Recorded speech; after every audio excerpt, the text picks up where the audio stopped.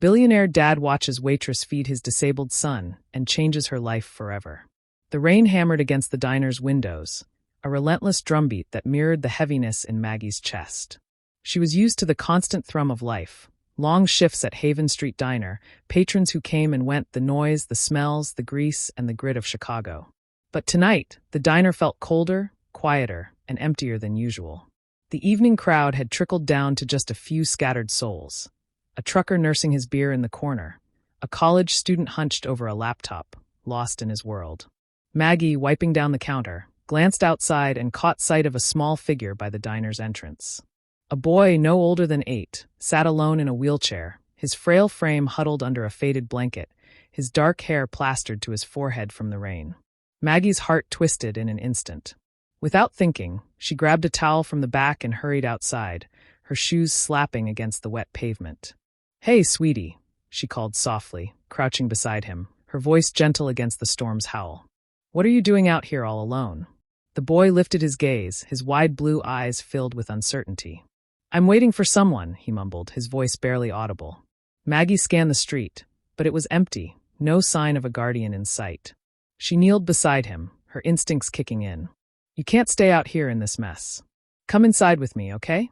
It's warm, and I've got something special for you." The boy hesitated, then nodded shyly. Maggie wheeled him into the diner, settling him by the radiator and draping the towel over his shoulders. "I'm Maggie," she said, offering him a kind smile. "What's your name?" "Tommy," the boy replied, a small smile tugging at his lips. Maggie grinned, making light conversation as she headed to the kitchen. "Grilled cheese sound good?"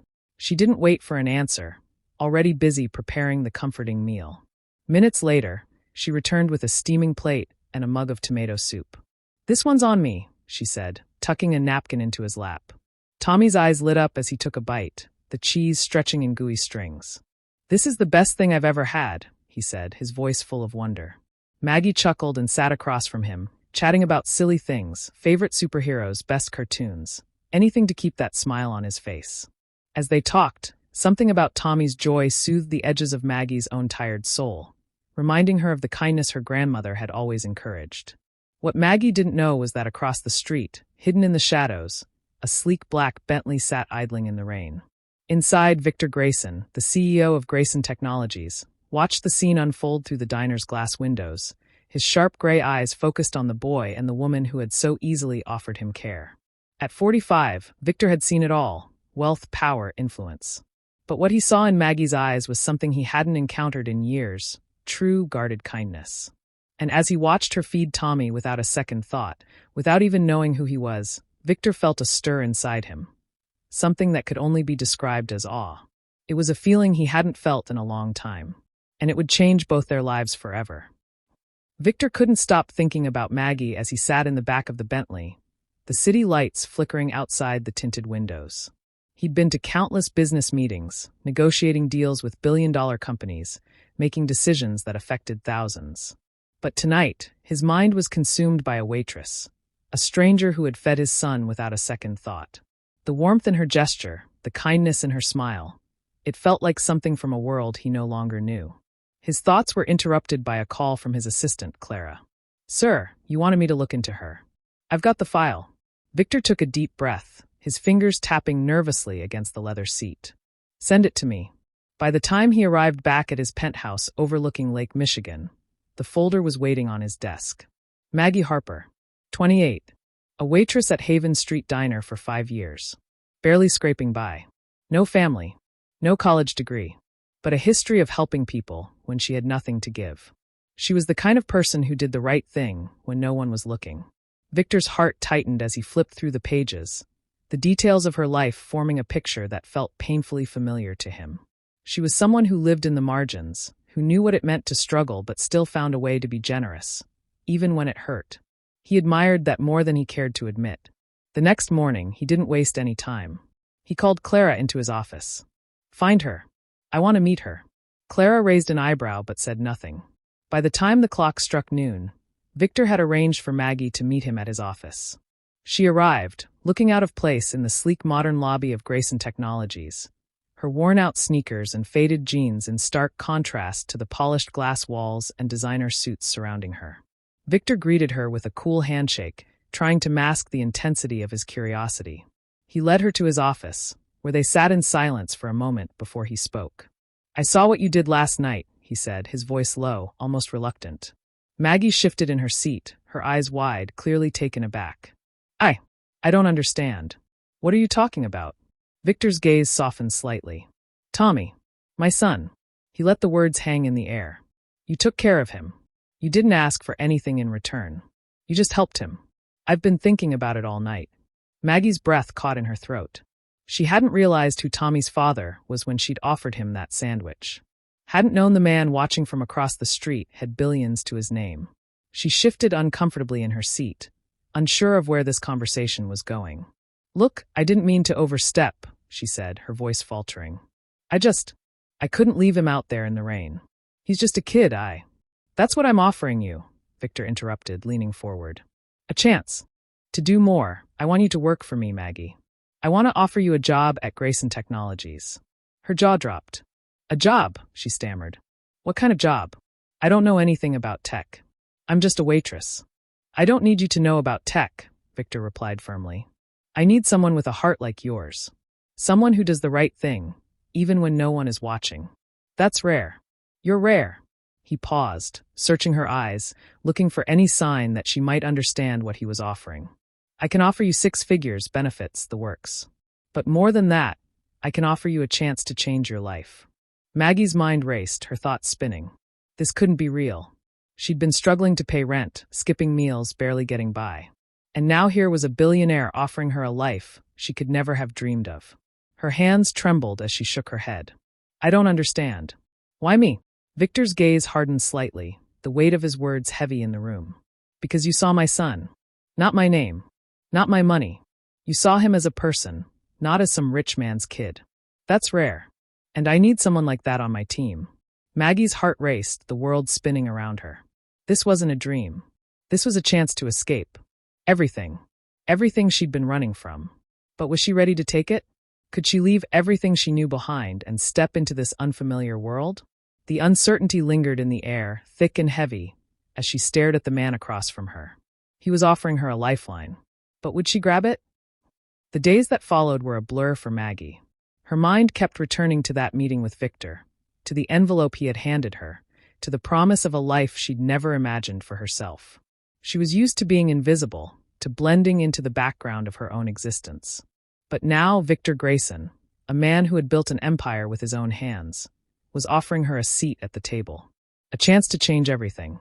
But even as excitement bubbled inside her, a wave of doubt crashed over her. She was just a waitress from the wrong side of the tracks. Could she really step into this world?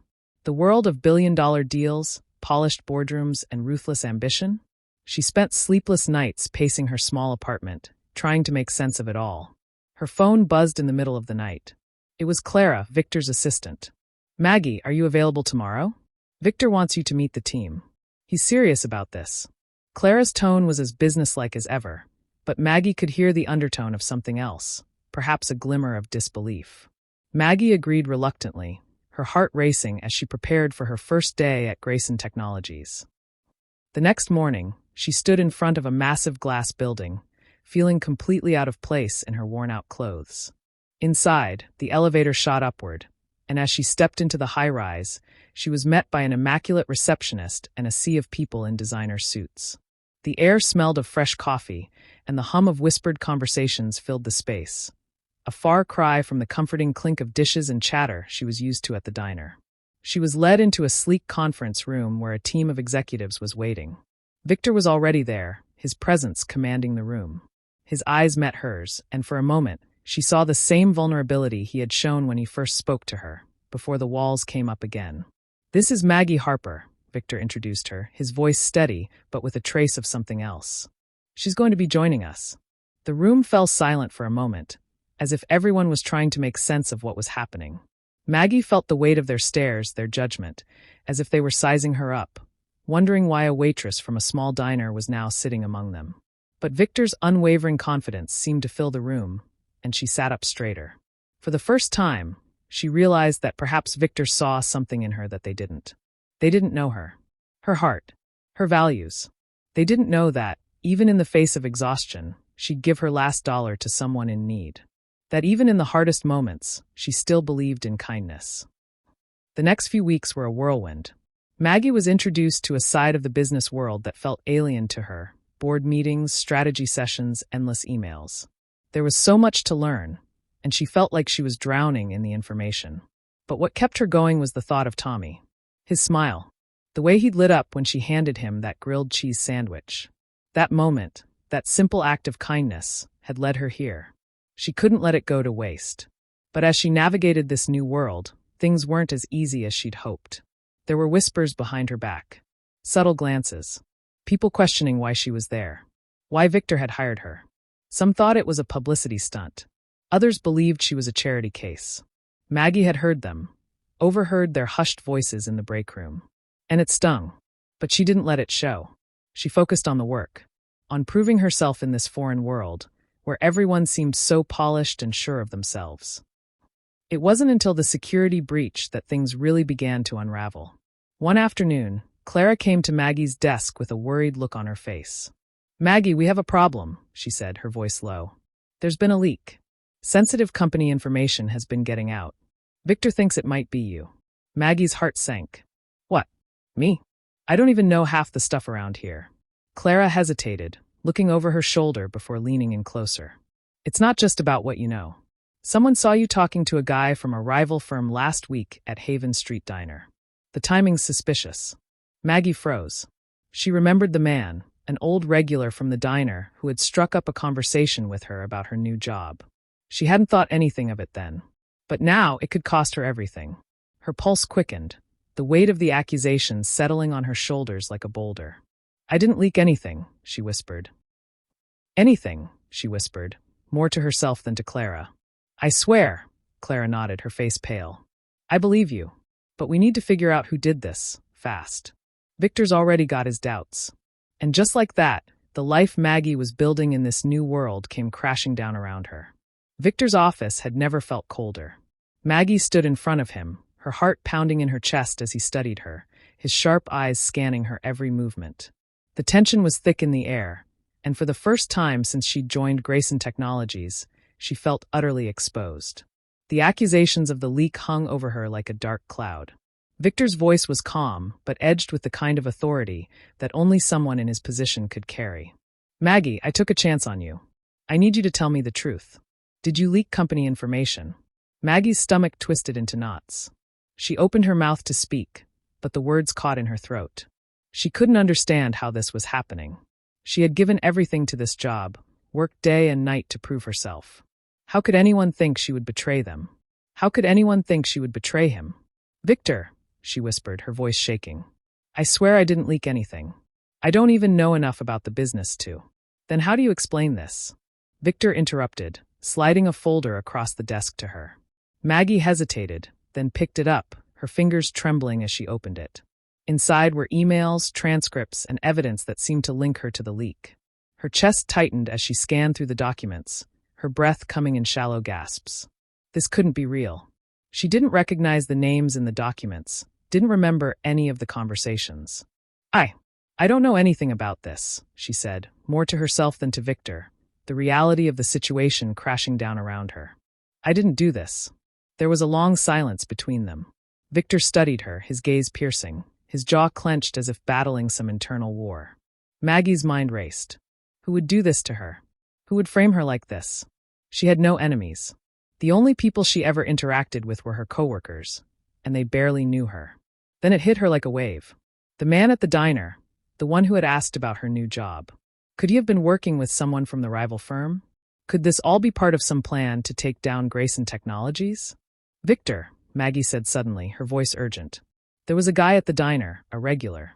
He was asking questions about me, about my job here. I thought it was harmless at the time, but now I think he might be involved in this." Victor's eyes narrowed. "You never mentioned this before." "I didn't think it was important," Maggie replied, her voice a little stronger now as she began to piece together the puzzle. "But it has to be him. I don't know how, but I think he's the one who planted the idea, the information. Maybe he has connections at the rival firm. I don't know." Victor's expression softened slightly as he leaned back in his chair, his eyes never leaving her face. All right, we'll figure this out. But I need your help. If you want me to believe you, if you want me to trust you, we have to find the real leak together. The weight of his words hit Maggie hard. Trust. She had never been in a position to ask for it, never imagined anyone would offer it to her. And yet, here he was, giving her a chance to prove herself, even when the evidence seemed stacked against her. She nodded, determination flooding her veins. I'll help you. I won't let anyone ruin everything we've worked for. With that, the two of them dove into the investigation, combing through the records, tracing every lead. The deeper they dug, the more they uncovered. It wasn't Maggie who had betrayed Victor's trust. It was a senior executive who had been working with a rival company, leaking sensitive information to undermine Grayson Technologies. The executive had planted the evidence against Maggie, hoping to use her as a scapegoat. With the evidence in hand, Victor wasted no time. The next morning, the executive was fired on the spot. The relief that washed over Maggie was overwhelming. She hadn't been the one to betray Victor's trust, and now the truth was finally out. She could breathe again, but there was still a lingering uncertainty between them. Victor's gaze softened as he looked at Maggie, his expression unreadable. Thank you, he said, his voice quiet but sincere. You didn't have to do this, but you did. You proved to me that I didn't make a mistake. Maggie's heart swelled with emotion as she looked at him. She hadn't just proved herself to him. She had proven to herself that she was worthy of trust. Worthy of a chance at a life she never thought she could have. I won't let you down, she promised. And she didn't.